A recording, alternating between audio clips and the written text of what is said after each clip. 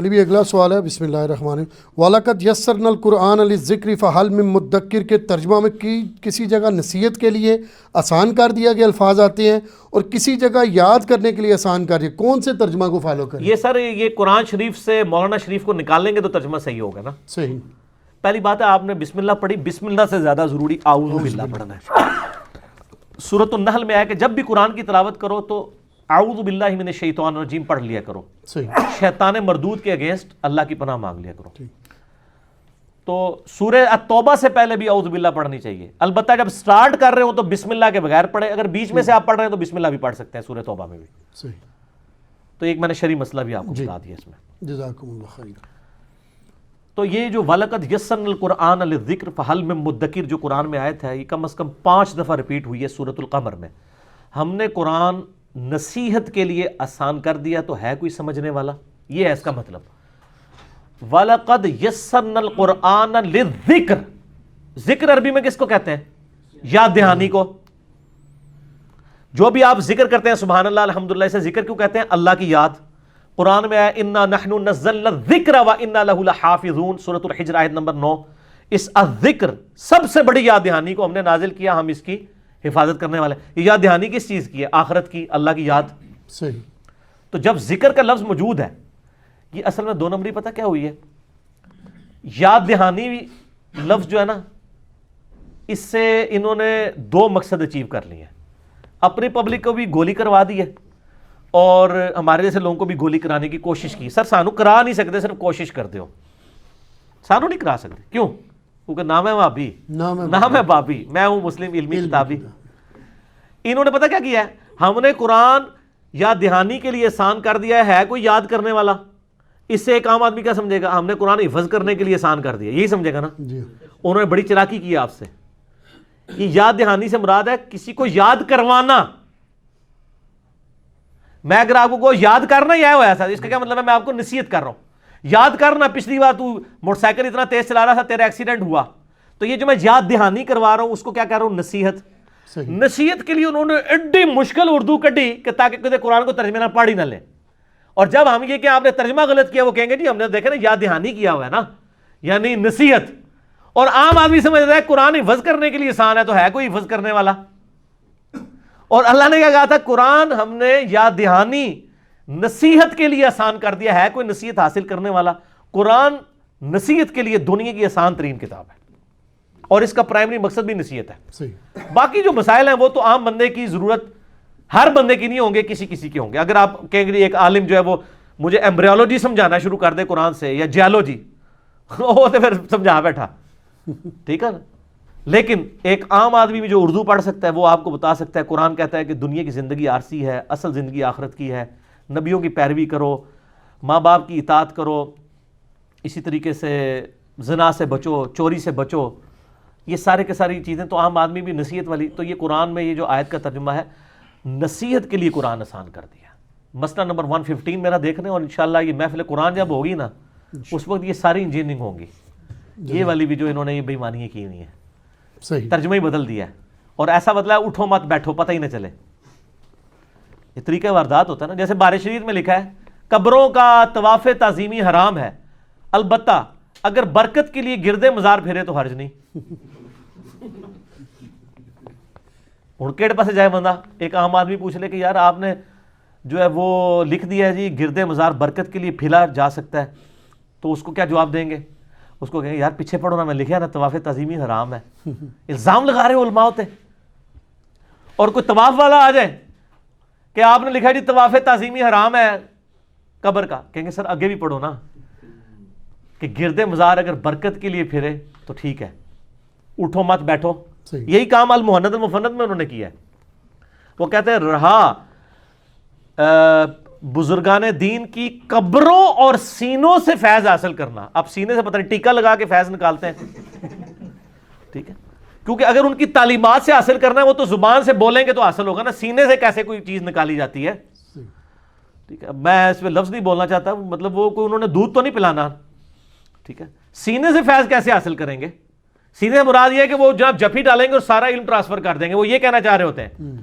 تو لکھا ہے کہ رہا قبروں اور سینوں سے فیض تو ہم اس کو جائز سمجھتے ہیں، مگر خواص کے طریقے سے، اس طریقے سے نہیں جس طرح عام بندے کرتے ہیں.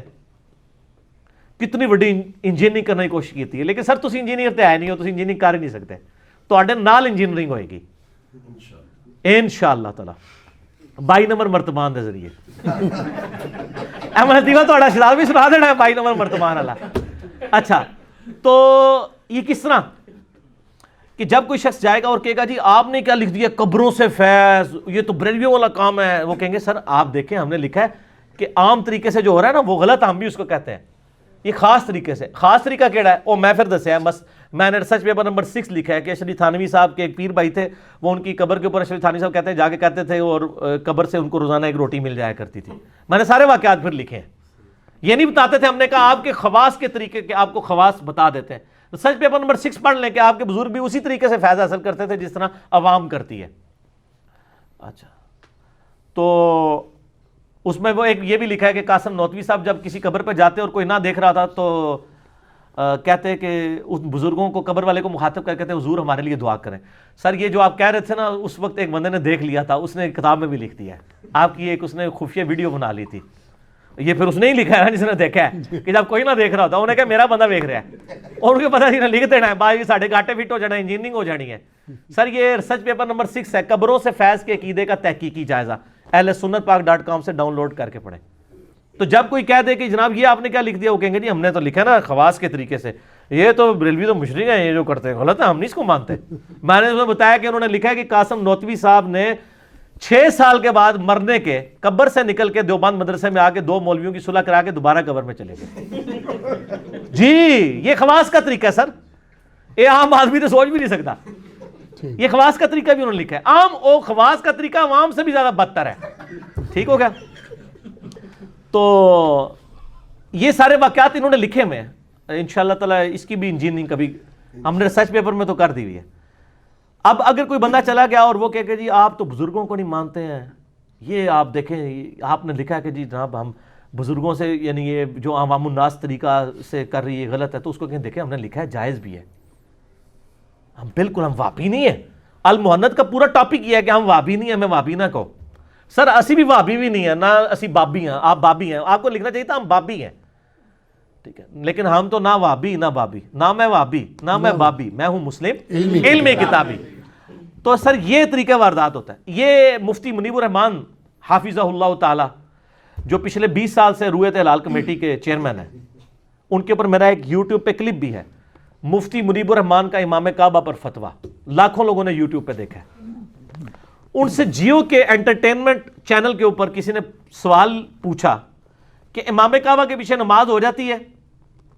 سر یہ کوئی 4 آرڈر ڈیفرنشیل ایکویشن تو اس نے آپ سے نہیں پوچھی تھی، یا اس نے یہ تو نہیں پوچھا تھا کہ زمین کا سرکمفرنس کتنا ہے کہ آپ سوچ میں پڑ گئے.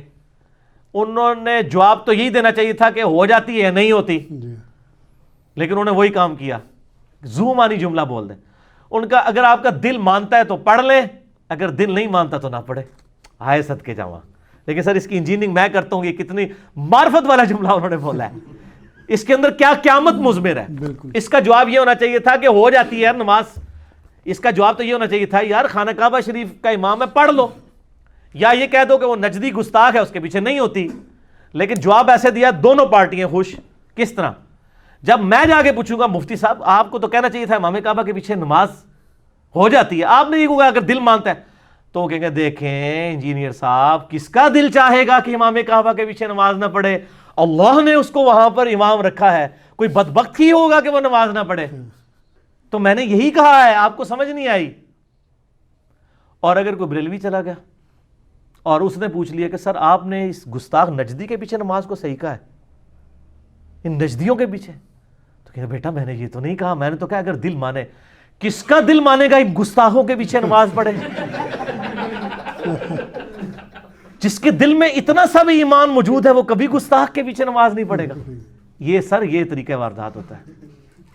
لیکن ان معرفت کے جملوں کو وہی بندہ پکڑ سکتا ہے جس نے زندگی میں ایک دفعہ جھوم کے کہا ہو نہ میں وابی نہ میں بابی، میں ہوں مسلم علمی کتاب، نہ میں بابوں کا دفاع کرتا ہوں، نہ میں وابی ہوں نہ بابی ہوں. وہ ہمارے وہ شہزاد بھائی نے ایک لطیفہ سنایا تھا، کدھر تھی کراچی تھی وہ اور شیعہ کی مسجد ایک شیعہ بھائی جو ہیں وہ دیوبندیوں کی مسجد میں نماز پڑھنے کے لیے چلے گئے، تو مسجد تھی وہ سٹانچ قسم کے دیوبندیوں کی نا. اب آپ کو پتہ ہے شیعہ رفع الیدین سے نماز پڑھتے ہیں اور ہاتھ چھوڑ کے، حنفی جو ہے بغیر رفع الیدین کے پڑھتے ہیں اور ہاتھ نیچے باندھ کے. اب جس شیعہ نے پہلے نہ دیکھا ہو کہ حنفی کس طرح نماز پڑھتے ہیں تو وہ کہے گا یار یہ کس طریقے سے نماز پڑھ رہا ہے، اور جس حنفی نے نہ دیکھا ہو شیعہ کس طریقے سے نماز پڑھتے ہیں تو وہ کہے گا یار یہ کس طریقے سے نماز پڑھ رہا ہے. تو وہ بندہ جب نماز پڑھ کے فارغ ہوا تو اس کو 5-6 وہ داڑیوں والے بڑے بڑے وہ پرنوں والوں نے گھیر لیا اور کہا جی یہ تو کس طرح نماز پڑھ رہا ہے. کہتا میں بھی تو پوچھنے لگا سر تسی کس طریقے سے نماز پڑھ رہے ہو. کہتا میں بھی آپ سے یہی سوال کرنے لگا تھا کہ تسی کہڑے طریقے سے نماز پڑھی ہے. ٹھیک ہے، تو جس طرح آپ سوچ رہے ہیں کسی کے بارے میں تو سر آپ کے بارے میں بھی لوگ یہی کچھ سوچ رہے ہیں.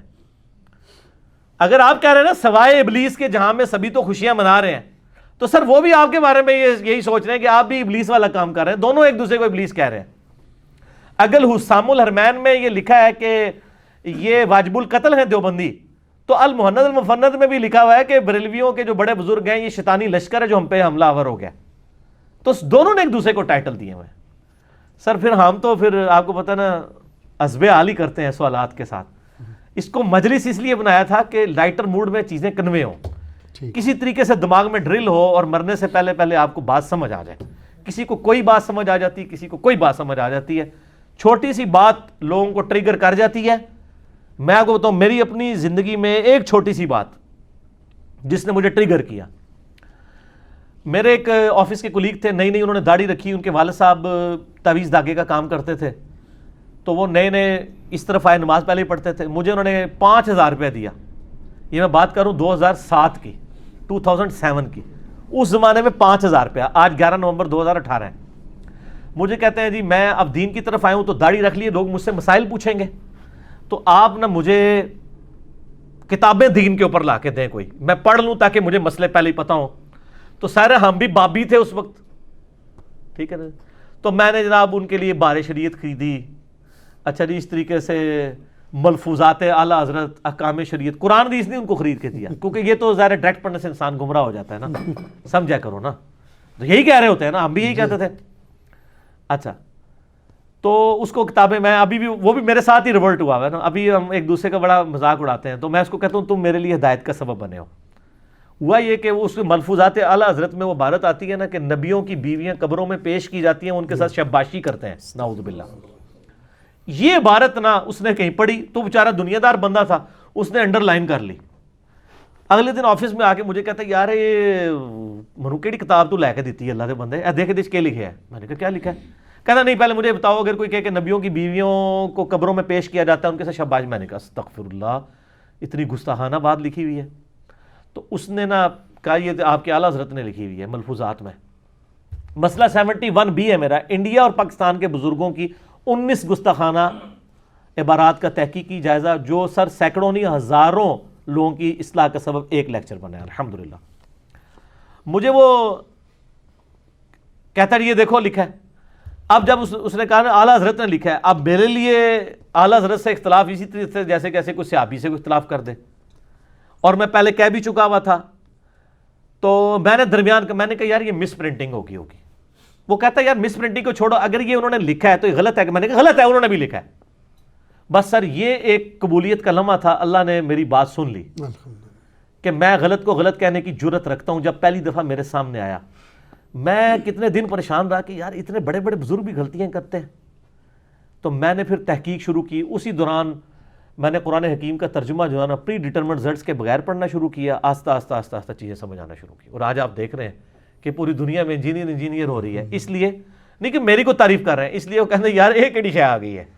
وہ جو انجینئر کا فطرہ اٹھا ہے نا وہ اہل حدیث تو ہم سے زیادہ پریشان ہے. سر تہاڈی پریشانی بھی نظر آ رہی ہے. تو سر وہ ہر گلی سے جو انجینئر نکل رہا ہے وہ اس لیے نکل رہا ہے کہ ہر گلی میں ایسے لوگ موجود ہیں جن کے دماغ میں ڈرل اور ان کو بات سمجھ آ جاتی ہے. ایک جملہ کسی کی زندگی بدل سکتا ہے. آپ دیکھیں نا اوس اور خزرج کی جب لڑائیاں ہوتی تھی یہودیوں کے ساتھ، یہ جنگجو لوگ تھے، ہمیشہ جیت جاتے تھے. تو یہودی کہتے تھے بچو جی اونٹتے تسی جیت جاندے ہو، جب آخری نبی آئیں گے نا ہم ان کے ساتھ ملیں گے، پوری دنیا کو فتح ہم کریں گے، تو پھر ہمارا مقابلہ تم نہیں کر سکو گے. یہ یہودی ان کو تڑی لگاتے تھے.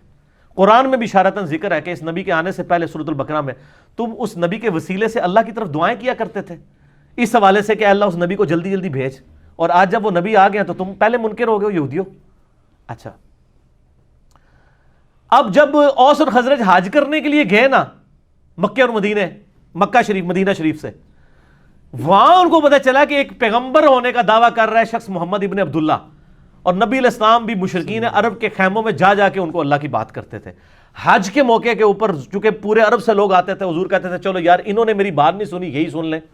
جس طرح ہم کہتے ہیں چلو یار جہلم کے لوگوں نے سنی, آپ یوٹیوب پہ ویڈیو بنا کے ڈال دیں, تو پوری دنیا نے سن لی. اب جہلم والوں نے بھی دیکھا دیکھی سننی شروع کر دی. اینڈ پہ جس طرح فتح مکہ کے بعد اہل عرب نے بھی اسلام قبول کر لیا, تو نبی علیہ السلام کہتے ہیں چلو یار یہی میری بات سن لیں. اور ابو لہب خبیث پیچھے پیچھے چلتا تھا, وہ کہتا تھا یہ میرا بھتیجا ہے, یہ پاگل ہو گیا, اس کی بات نہ سنو. نبی علیہ السلام پھر بھی ڈٹائی کے ساتھ بات کرتے جا رہے ہیں, پورے ڈٹے ہوئے اپنے اس حق کے اوپر. تو وہاں پہ اوس اور خزرج نے جب سنا نا, انہوں نے کہا یار یہ تو لگتا ہے وہی نبی ہیں جن کے بارے میں یہودی ہمیں تڑی لگاتے تھے کہ ہم اس کے اوپر ایمان لائیں گے اور ہم پوری دنیا پہ قبضہ کر لیں گے. تو انہوں نے کہا پہلے اس سے کہ یہودی ان پر ایمان لائیں, ہم کیوں نہ مسلمان ہو جائیں. وہ ہدایت جو ڈائریکٹلی یہودیوں کی کتابوں میں تھی, وہ انڈائریکٹلی اوس اور خزرج کے لیے اسلام قبول کرنے کا سبب بن گئی, اور یہودی مر گئے. ہائے ہائے ہائے, قرآن کی تفسیر لکھنے والے ایاک نعبد و ایاک نستعین بابوں کو پکارتے مر گئے. ان کا ترجمہ پڑھ کے لوگوں نے اللہ کو پکارنا شروع کر دیا. یہ قسمت کی بات ہے سر. اوس اور خزرج نے اسلام قبول کیا, اور سر رومن اور پرشین امپائر پھر ان لوگوں نے گرائی ہے. اوس کے سردار تھے سیدنا سعد ابن معاذ, جن کے بارے میں بخاری میں حدیث ہے اللہ کا عرش بھی ہل گیا ان کی وفات پہ. غزوہ خندق پہ ان کو تیر لگا تھا نا, عمر سیریز میں سر انہوں نے وہ منظر فلمایا ہے, تو وہ رگ جاری ہو گئی تھی ان کی, تو اسی پہ ان کی شہادت ہوگی. اور سعد ابن عبادہ وہ خزرج کے سردار تھے جو 155 اصحاب صفہ کا کھانا ان کے گھر سے روزانہ جاتا تھا.